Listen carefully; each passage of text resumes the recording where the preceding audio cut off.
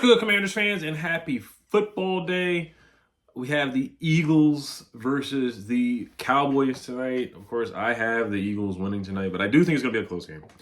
But what I really want to talk about today is a Kendrick Bourne update, and I do want to address the injury report. I do want to address JCM, the snaps that he got. I know we have a huge magnifying glass on Jacory Cross-Kimir, a.k.a. Bill, and whether he's going to play or not, how many snaps he's going to get. Everybody's excited because he's a rookie and he's an exciting player. So I'm going to talk about that a little bit later in the video. But let's talk about Kendrick Bourne. So we did get an update from Rappaport.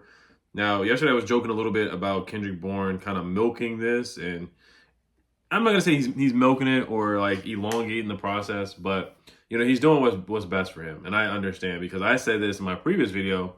If I had to pick, if I was in Kendrick Bourne's shoes and I had to pick which team I was going to, I would pick the Niners because I just think our wide receiver core is better than theirs, and I think he would get more opportunities with the Niners. But what he's deciding to do, per Ian Rappaport, so this is Ian Rappaport tweeted this out yesterday. He said, free agent wide receiver Kendrick Bourne has elected to sit this week out and weigh his options over the weekend and see which team is the best fit.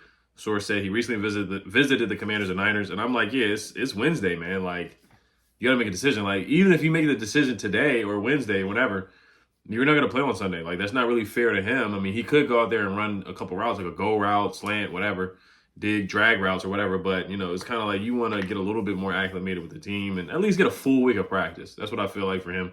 Even though he would be wide receiver number 4 or 5, he would be ahead of Luke regardless. Like, that's the common denominator. He would be ahead of Luke. But like I said, between him and Jalen Lane, they would be battling for wide receiver number 4 behind Noah Brown. But it would be nice to have Kendrick Bourne because you just can't really count on Noah Brown. You know, like, he showed it year after year after year with the Texans. And then this previous offseason in minicamp, he injured his knee.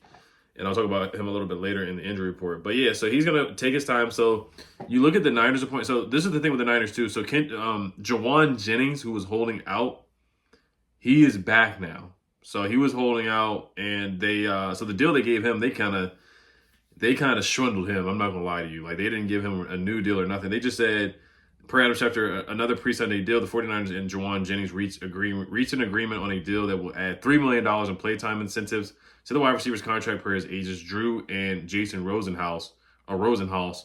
Now, instead of earning $7.5 million this season, Jennings can earn up to $10.5 million.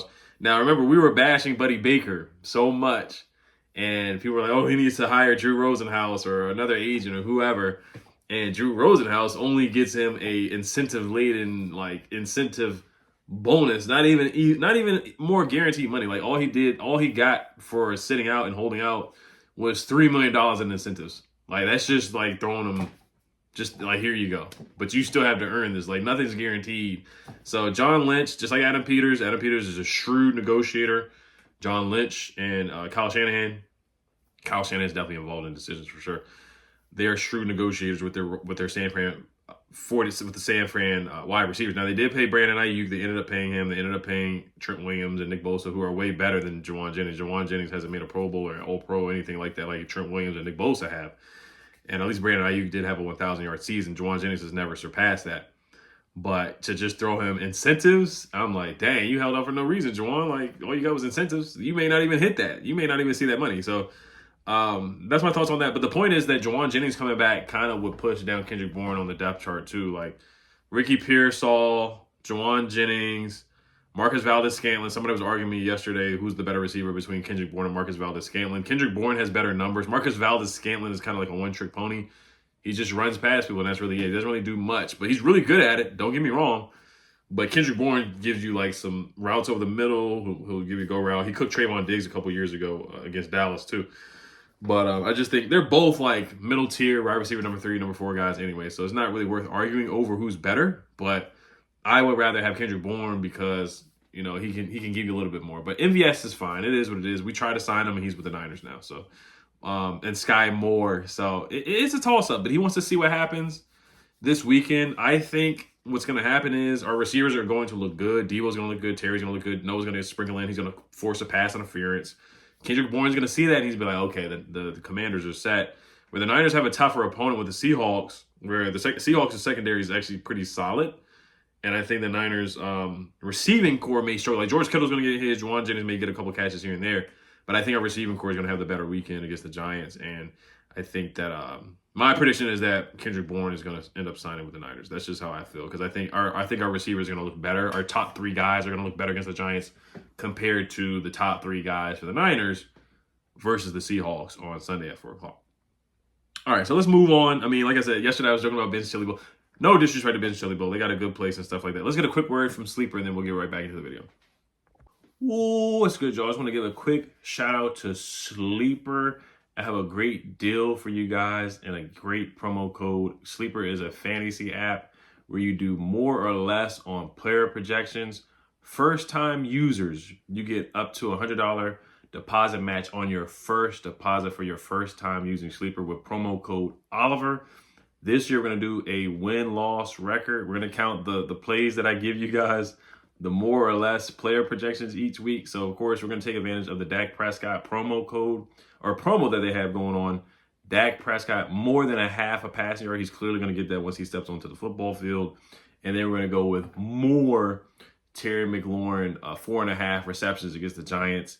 Terry has only gotten less than 4.5 receptions against the Giants twice in his career. Every time he's played him, he always gets, more than 4.5 receptions against the Giants. So make sure you guys use promo code Oliver for 100% deposit match up to $100 for your first time using Sleeper.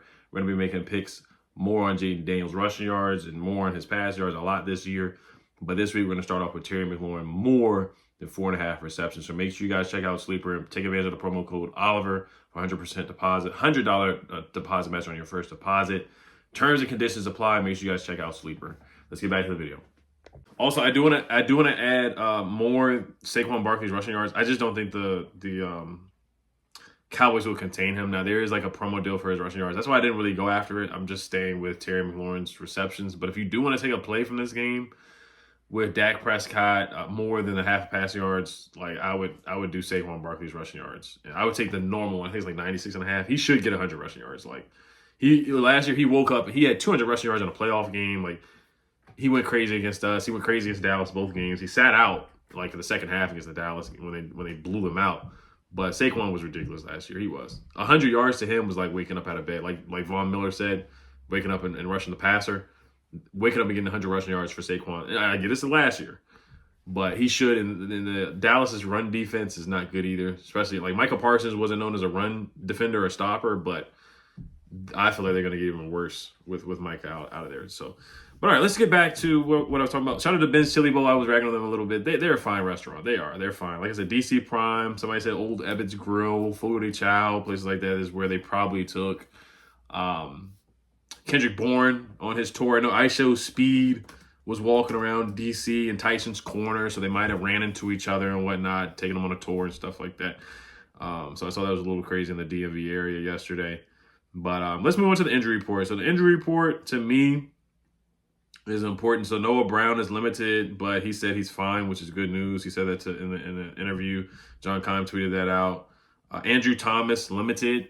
Personally, I don't think he's going to play, but who knows? And even if he does play, he's not going to be 100%. He may not even be 70, 80%. He sounded like he didn't want to play when Andrew Thomas was interviewed. Sounded like he just didn't want to play. Like he said, I'm not ready.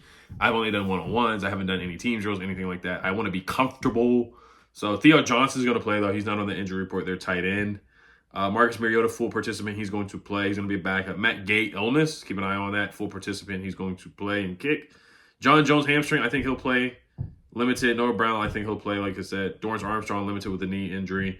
I think he'll play. And then Noyak Zach with the veteran rest day. So good to see Jordan McGee's not on there. Brandon Coleman's not on there. Marshawn Lattimore is not on there. That's huge. I love seeing that because he was on there all year last year with the hamstring injury. So the injury report looks good. Of course, it's the first game. This is the way it's supposed to look. But all right, so let's talk about JCM. JCM was, and this could be a nothing burger. So Austin Eckler took the first snaps in practice. JCM took the second, McNichols took the third, and Chris Rodriguez took the fourth. Now, that's good news for JCM. I would not have Eckler end up, like, Eckler can start. It is what it is if he starts. I don't really care who starts. To me, it's about who finishes the game. Eckler can get the first carry, that's fine, but he's just not built for that at this age in his career. He already had two concussions last year, and he's a finesse back. He's a third down scat receiving back at this point, or an explosive change of pace running back. He's not a give the guy 15 to 20 carries. That's just not his game. The wear and tear on his career, it's just not his game. Use him as an explosive guy, like a screen, like we did last year against the Giants, where Jaden did the no-look screen pass to Austin Eckler, and he scampered up the field for like 20, 25, 30 yards. That's what I want to see Eckler doing. I want to see him getting carries on first and second down and all that every time. Like, that's just not his game. I'd rather see C-Rod do that, and C-Rod's fourth. So, like I said, I don't want to read too much into this, but if C-Rod is inactive, I would be disappointed in that too. I think if they do have anybody inactive, it should be Jeremy McNichols. Jeremy McNichols is good, though. But the three guys I would have is Eckler, JCM, and C-Rod. I would have C-Rod as your first and second down back.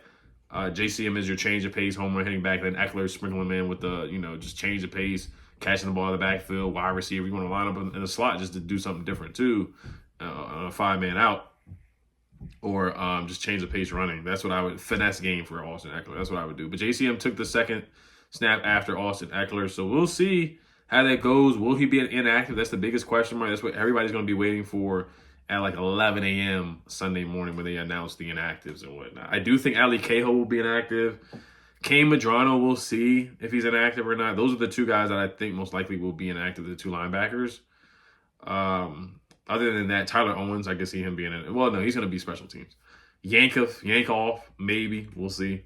But they like him on special teams too. So it's tough to make a decision who's going to be inactive. But I do think JCM will play.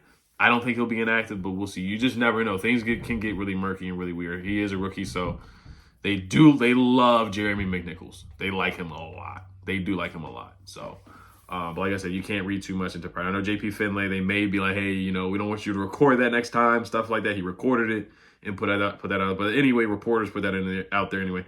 Information is going to get out. It's hard to hide stuff. Anyway. So, but all right, yeah, Noah Brown said, I feel great, ready to go. He was listed as limited on the injury report, so that's good to hear. So we'll see what happens with that. But all right, you guys let me know what you guys think about JCM. Are you panicking? Are you worried at all? How many snaps do you think he's going to get? I think C-Rod right now is the best for that bruiser role, that 3rd and 1 goal line role. I think C-Rod's good for that. I would give C-Rod at least 10 carries. That's my thoughts. I would give him at least 10 carries. I would give JCM at least 10. But C-Rod needs to have 10. He needs to have at least 10 carries. Those are my thoughts on it. All right, you guys, as always, hello, Commanders. Peace.